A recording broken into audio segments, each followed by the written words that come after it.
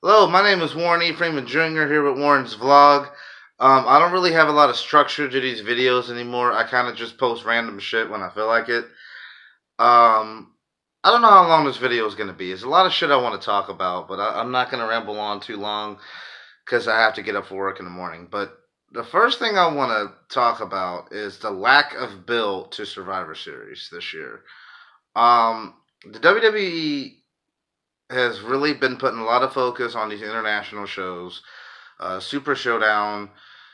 Then there was the Crown Jewel, and then Evolution. Obviously, was the first female women's all women's pay per view, which I was actually there for.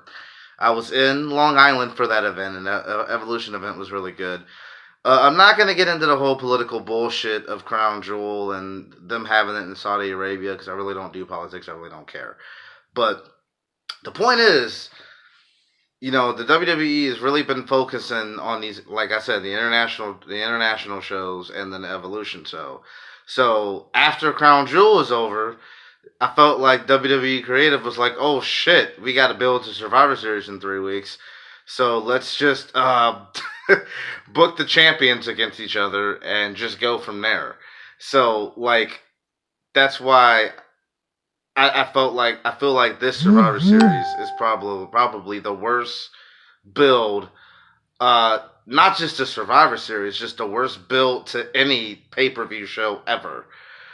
Um, so and honestly, I've had a problem with this Raw versus SmackDown concept ever since the inception of the second brand split in 2016, because I feel like you got people that are feuding like Charlotte and Becky have the hottest feud of the year, and now all of a sudden, because it's Raw versus SmackDown, so we're cool now.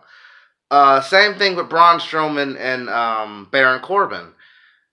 Yeah, we saw him get into it on Raw a little bit, but Stephanie basically said, "Okay, well, let's just get along until after Survivor Series." So people who are feuding on Raw and on SmackDown, they just randomly come together for this brand supremacy war. And this is how I always thought they should do Survivor Series. If you're gonna do a Raw versus SmackDown concept, don't do it 3 weeks before Survivor Series. Here's what I would do. I would build that shit up for an entire year. Don't make it like the main focus of every storyline that's going on, but kind of have it going on in the background. Maybe have champion swap shows. Like maybe have someone from Raw win the U.S. title, or maybe have someone from SmackDown win the Intercontinental title, and such, and so on and so forth. Build that shit up for like a whole year before you get to Survivor Series, so that way you have a natural climax to a storyline, and not oh shit, it's November, so let's just put Raw and SmackDown against each other for no fucking reason.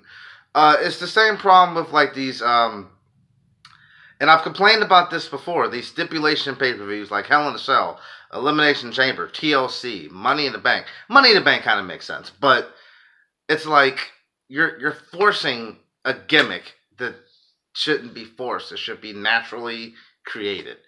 And it's even worse this year because they have literally done shit to build this show. Um, and I'll just, like I said, literally 3 weeks before Survivor Series, that's when they start building towards it. And then they really build towards it. They just announced all the interpromotional matches that were going to be, such as Brock and AJ, which I'm getting to that. Then you have Shinsuke Nakamura, who's barely been on TV as is, taking on Seth Rollins. There's no build to that whatsoever because Seth Rollins is in a feud with Dean Ambrose. And as I said, Shinsuke Nakamura is barely on television, so there's no fucking build to that. Um, the tag team match for like the Usos and then versus Bobby Roode and Chad Gable and their team, that's basically thrown together because you know. And then you have what else we got? Basically, all the champions are facing each other, and like I said, there's no build to it whatsoever. You got Charlotte, or you got Becky. Originally, Becky and Ronda going at it, which they're those two are the only ones I felt like that have actually been building to this match, and I'm getting to that too. Um, yeah, so And then you have your Raw team. You got your guys on Raw versus your guys on SmackDown. Then you have your females on Raw versus your females on SmackDown. So Monday Night Raw yesterday, we had some pretty good promo work from Ronda Rousey, which I was fucking surprised. It took her 10 months to come up with a decent promo, and people like to talk about the Nikki Bella promo, but it just the way that it came out. Oh, you opened up the door. The only doors you break down is to John Cena's bedroom. And it was like, I felt like if maybe like Alexa Bliss would have said it, or if anybody else would have said it, it would have been like an oh moment. But when Ronda said it, it didn't really feel like an oh moment because it felt like it was forced. Like the one thing I can compare to that is when Ruby Riott last year was cutting a promo on Charlotte, and literally every word out of every other word out of Ruby's mouth was your father. You're living off your father's legacy. You're only here because of your father. Like every sentence ended with the word father, and I just felt like Ruby Riott was just forced. It wasn't natural. It didn't feel natural, and that's how Ronda Rousey is in the ring and on the microphone. More so on the mic, everything is robotic, everything is forced, everything is it doesn't sound natural at all. And the promo that she cut on Raw, first off, Becky's promos have been straight fire, no pun intended, on Ronda. Um and Ronda's promos have been pretty bland, except the one she cut yesterday on Becky. Um Man, Ronda went in. And the reason why I enjoyed the promo because it really felt like that was Ronda speaking. Like it wasn't written for her.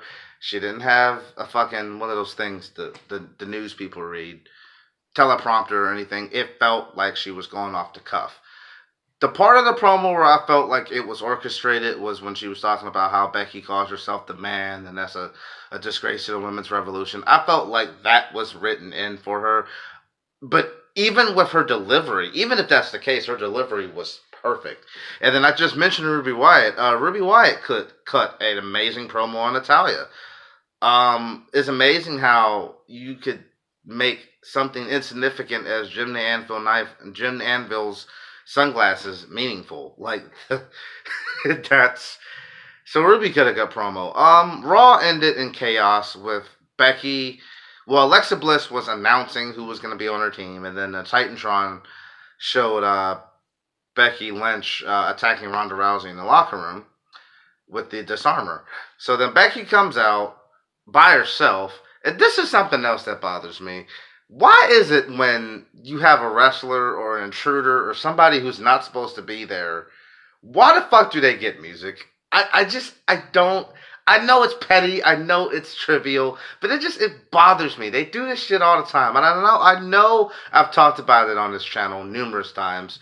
Um, I know I've always used the Goldberg as an example back in '04 when he showed up at No Way Out, and it was a SmackDown pay per view to attack Brock Lesnar, and they played his music, or like the time when Big Show got fired on Raw, and I was at this event. He was fired, literally fired, and they played his music coming back out to the ring. Just trivial little things just bug me. Like with Becky Lynch, okay, yeah, she's a WWE superstar, but if we're really keeping up this, she's on SmackDown, she's not supposed to be on Raw, why the fuck would you play her music? And I get that you wanted to get the distraction or get the focus all on Becky so that the other SmackDown girls could attack, but still, like, but I got over it. It was still kind of nice to see the invasion or whatever. So, in the midst of this invasion that happens, Becky Lynch gets all bloodied up in the invasion. Like, and when I was watching Raw live, I couldn't figure out what happened. But then when I watched SmackDown just a couple hours ago, they actually showed in slow mo what happened. Nia Jax had punched Becky in the face, and I guess fucked Becky up something serious. Like, I've read a concussion. Well, officially, it was announced on SmackDown that she had facial damage and concussion. But Only thing I could think of, and it's crazy. Before I found out that it was Nia, I had read reports online that it was Nia Jax, but I just wanted to wait until they WWE actually confirmed it. But the only thing I could think of was when Blue Meanie got beat up for real by JBL at One Night Stand years ago, where they had the ECW and WWE brawl at the end of the show, and JBL like went into business for himself and beat the shit out of Blue Meanie. I don't think Nia went into business for herself, but Nia definitely stiffed the fuck out of Becky hard enough to give her a concussion and to wreck her face. And so, due to that, Becky was taken out of Survivor Series. And I even heard that that was supposed to be the main event, which just blows my mind. So, on SmackDown, Becky, had to choose somebody to take her spot. And she chose Charlotte, which was rumored to be the WrestleMania match. So my guess is, um, well, this is if that is the WrestleMania match, I certainly wouldn't give it away at Survivor Series. So I imagine they're probably going to do some sort of screwy finish or some sort of finish that protects both women, and then you could have Charlotte win the Royal Rumble, and then she'll go to Raw and she'll face Ronda at WrestleMania. Um, that would be my guess. All right, so going into Survivor Series, that's probably one big news going into Survivor Series, the fact that Becky got hurt.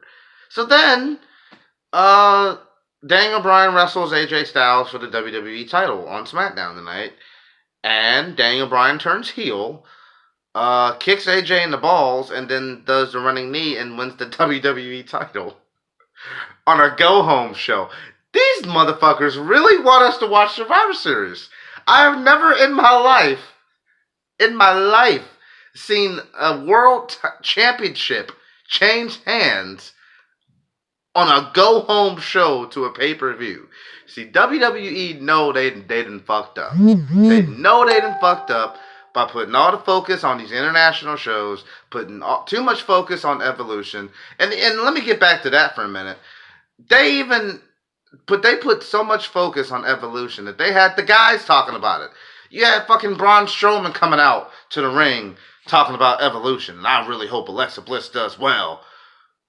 Like, so, okay, I digress. But anyway, they really want us to watch Survivor Series. And I'm sitting here complaining as if I'm not going to watch it anyway. I'm going to watch Survivor Series regardless.